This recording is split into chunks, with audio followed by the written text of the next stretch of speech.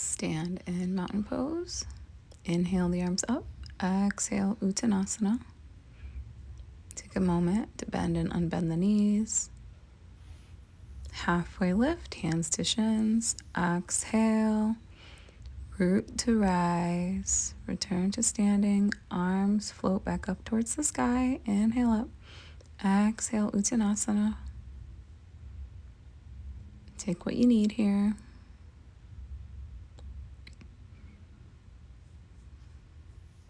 Release the arms. If you took a ragdoll, halfway lift and release. And halfway lift, release. Halfway lift, hold and breathe. Release, exhale. Roll back up. Arms float to sky. Inhale, exhale, fold once again. Don't forget to breathe. Inhale, exhale.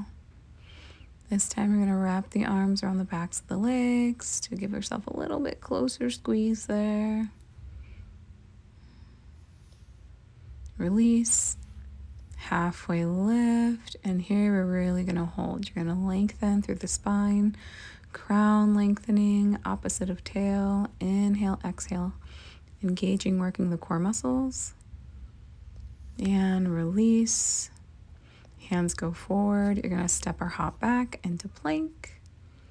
Lower down. And we're going to go ahead for a cobra. So for cobra, you can always keep the hands connected or they can lift up. So you do have that option, reset. And cobra once again. Take it down. You're going to roll down the spine. So you're going to lift up through the crown, roll down the body, Balasana, child's pose. Options in your Balasana. You can be hip width apart, mat width apart, toes touching, or toes free. Make it your own. Lengthen, rest, find closure.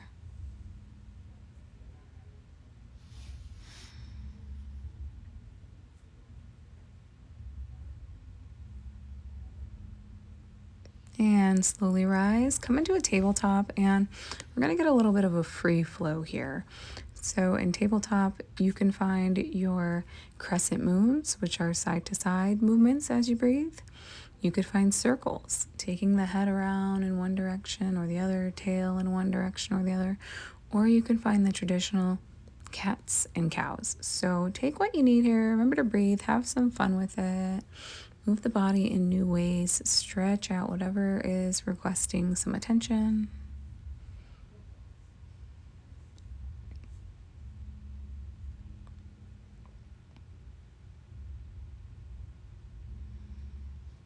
You can engage that core. Maybe you just find stillness in tabletop, and that's what you do.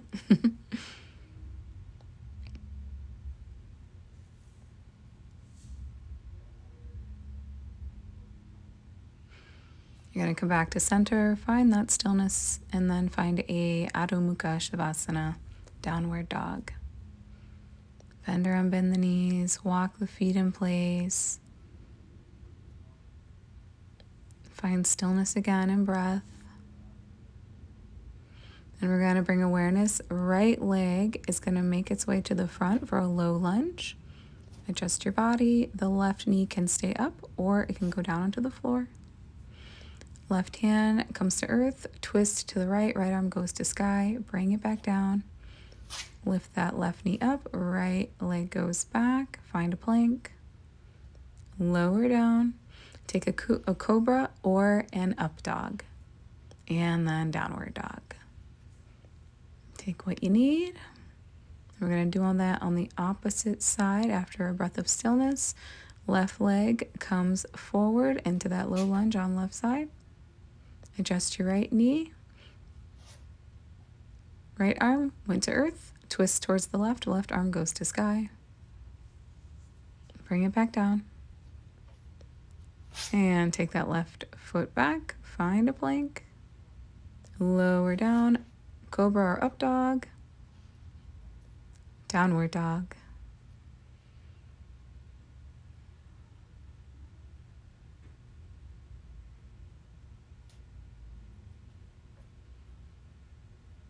You're going to start to walk the feet towards the hands. Hands go towards the feet for another Uttanasana. You could also bend the knees a little bit. I'm taking a ragdoll. You have the option to do that also. Then I'm going to release my hands down. My pointer and middle fingers on each hand are going to wrap around each big toe. And I'm going to lengthen and stretch the spine. Bring it back down to earth. Release the hands. Come down to the mat on my tail. Feet are going to extend out in front of you as you come down also. Adjust your body. Adjust anything you need. Shake it out. And then we're going to go for a seated forward fold. You could also have a little bend in the knees here. Once again, I'm taking my pointer and middle fingers around the big toes. And just breathe. We're going to be here for quite an amount of breaths.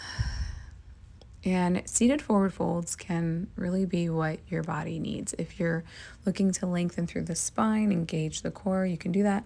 If you're looking to soften the upper body over the lower body, it's going to bring in that closure, that safe space for self. So stretching, lengthening through that back body. Going to slowly roll up, release, and find a variation of boat pose here.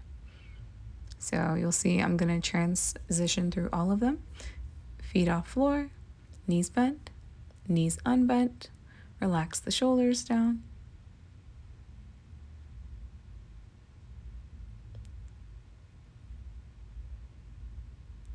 And then when you're ready, release. Now I'm going to take a moment to adjust myself because I don't want to fly out of the video with my feet. So then we're going to come down onto our backs. The knees come into chest. So this will allow you to get a better view because we're going to do plow pose, and you don't have to do it, but you have the option to. So I want you to be able to like fully see me and not just like half my body. So we're going to start by going into legs up the wall or waterfall pose. Now, you can stay here, shoulders, back, spine, everything kind of stays connected to the ground. You can also bend the knees a bit. Now, if you would like, though, take your time in doing this. I am going to readjust myself just a little bit more because I'm like, I did it once where I went out of frame and I was like, ah. So once I get out of that, now you can stay legs up the wall. Or you have the option. Use the hands for support. You'll start to lift the feet, the legs, the hips, the waist. That's going to start to rise. And then the legs are going to start to fold over the upper body, over the head. Toes are going to go past.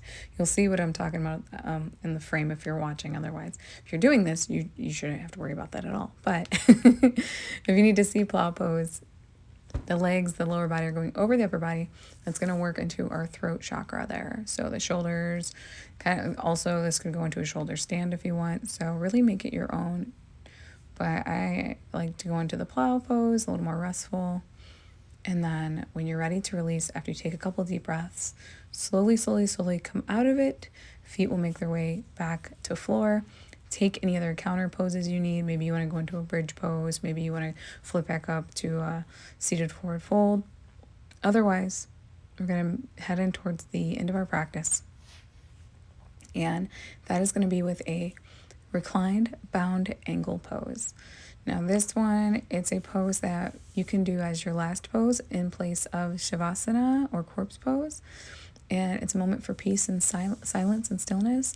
So it connects you to that crown chakra, but it also connects with those lower chakras again, because you're opening through the hips. The knees are out to each side. You can rest the hands on the thighs, or you do have the option to take a hand to heart and a hand over belly.